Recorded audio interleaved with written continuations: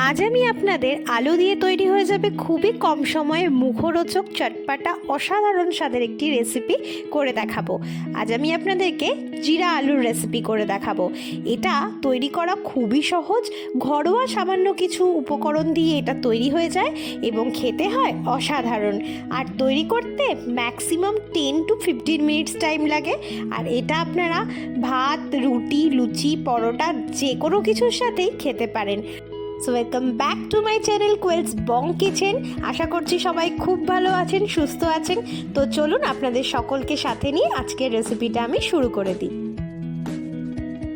তো ফার্স্টে এখানে আমি নিয়ে নিয়েছি টুকরো করে কেটে রাখা আলুটাকে আমি এভাবে টুকরো করেছি। আপনারা যে কোনো শেপে এটাকে কেটে নিতে পারেন এবং এটাকে আমি পরিষ্কার করে ধুয়ে রেখেছি।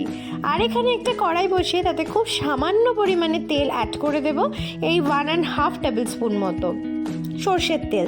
তেল গরম হয়ে এলে এর মধ্যে আমি দিয়ে দেবো 1 টিস্পুন জিরে আর 1 টিস্পুন হিংটা একটু বেশি পরিমাণে দিচ্ছি, তাতে ফ্লেভারটা খুব ভালো আসবে। আর দিয়ে দিলাম 2 থেকে 3টে শুকনো লঙ্কা গোটা। আপনারা ঝালটা অবশ্যই আপনাদের স্বাদ অনুযায়ী দেবেন। এরপর ফোড়নটাকে ভালো করে নিতে হবে।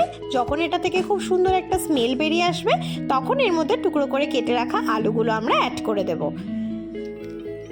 তো দেখুন আমি আলুগুলোকে ভালোভাবে অ্যাড করে দিচ্ছি এবং এটাকে আমি ফোড়নের সাথে খুব ভালো মতো মিক্স করে নিচ্ছি।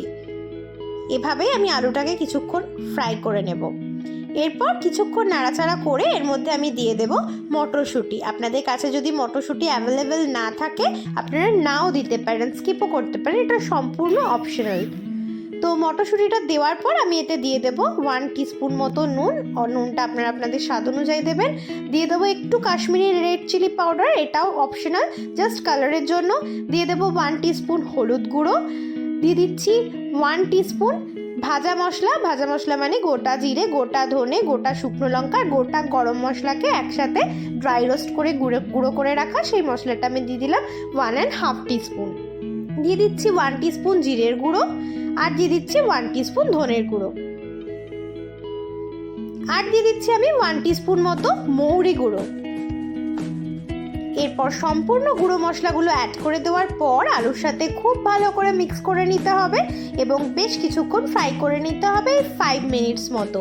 এই সময় আপনারা গ্যাসের ফ্লেমটাকে মিডিয়াম টু হাইয়ে রাখবেন। তারপরে ভালো মতো মিশিয়ে ফ্রাই করা হয়ে গেলে কভার করে এটাকে একদম লো টু মিডিয়াম ফ্লেমে রেখে 10 মিনিট মতো হতে দেবেন। 10 মিনিটেই দেখবেন আপনাদের আলুগুলো খুব সুন্দরভাবে সেদ্ধ হয়ে গেছে এবং আলুর মধ্যে মশলাটাও খুব ভালোভাবে ঢুকে গেছে। আর এই রেসিপিটা হবে এরকমই ড্রাই একটা রেসিপি। তো এভাবেই নাড়াচাড়া করে যখন আলুটা পুরোপুরি সেদ্ধ হয়ে যাবে এবং ভালো মতো কাঁচা মশলার গন্ধটাও চলে যাবে তখনই গরম গরম নামিয়ে সার্ভ করে দিন জিরা আলু। এটা আপনারা লুচি, পরোটা, রুটি এইটার সাথে খেতে পারেন, বেস্ট লাগে। আর ভাতের সাথেও আপনারা ট্রাই করতে পারেন। তো রেসিপিটা কেমন লাগলো এটা কমেন্ট সেকশনে জানাতে ভুলবেন না। আর এই রেসিপিটা অবশ্যই বাড়িতে একবার ট্রাই করে দেখবেন, ট্রাস্ট মি অসাধারণ লাগে। ভালো থাকবেন, সুস্থ থাকবেন, দেখা হচ্ছে নেক্সট ভিডিওতে নতুন কোনো রেসিপি নিয়ে।